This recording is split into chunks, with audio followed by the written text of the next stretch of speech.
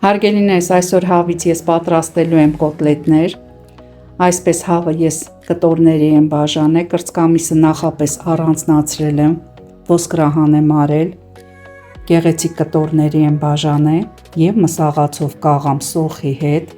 պղպեղի հետ, կարմիր պղպեղի իդեպ կօգտագործեմ, վերջում կաղամ թրջած հացը, համեմունքներից կավելացնեմ կարմիր պղպեղ, սև պղպեղ, աղ և իհարկե պարտադիր ծիտրոն եմ ես ավելացնում, չորացրած ծիտրոնը շատ յուրահատուկ համ է փոխանցելու իմ կոտլետին և ձու, իսկ այսպես ոսկրահան կտորներն էլ ես կխաշեմ, ապուրներ կարելի է պատրաստել, կարելի է ոսկրից միսը հեռացնելով, առանձնացնելով աղցանների մեջ օգտագործել,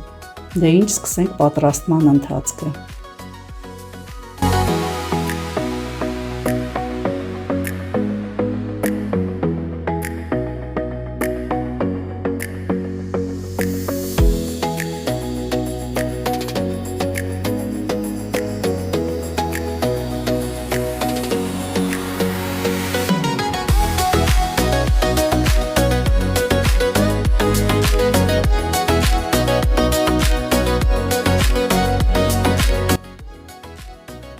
Եվ այսպիսով հարգելիներս մսային ֆարշը արդեն լավ հունցեցի,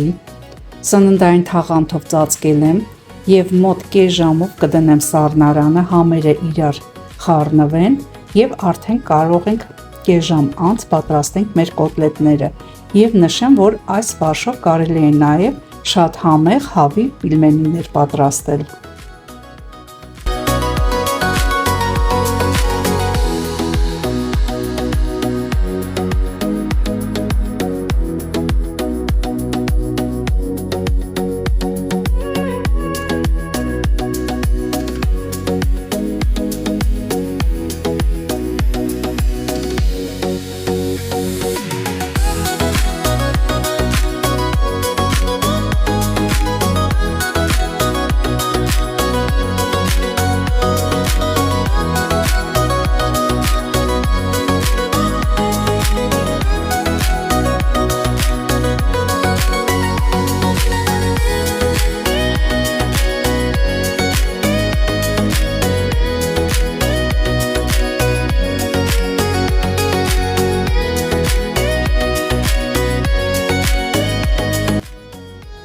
Հարգելիներս, կոտլետներս արդեն պատրաստ են, նույն տապակի մեջ ես ավելացրեցի կիսալուսնաձև կտրտած սոխ, կավելացնեմ նաև կարմիր քաղցր պղպեղ, բուլղարական, ամբողջը լավ կիեփեմ, կավելացնեմ կրկին մի փոքր կարագ և մեր կոտլետները կմատուցենք այս խավարտով։ Տապակելու ընթացքում կավելացնեմ նաև աղ և սև պղպեղ։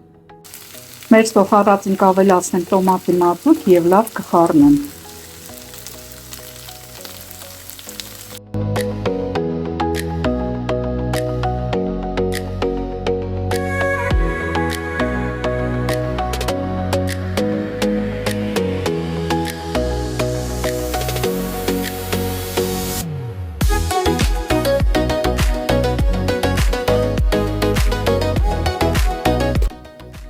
Հարգելիներս, կոտլետները արդեն պատրաստ են,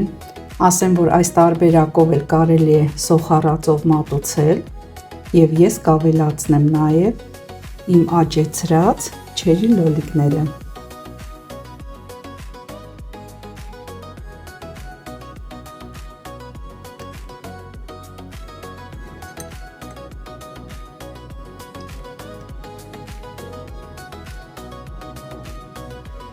Մեզ բարի ախորժակ, ձեզ բարի դիտում, դուք էլ պատրաստեք և մատուցեք սիրով։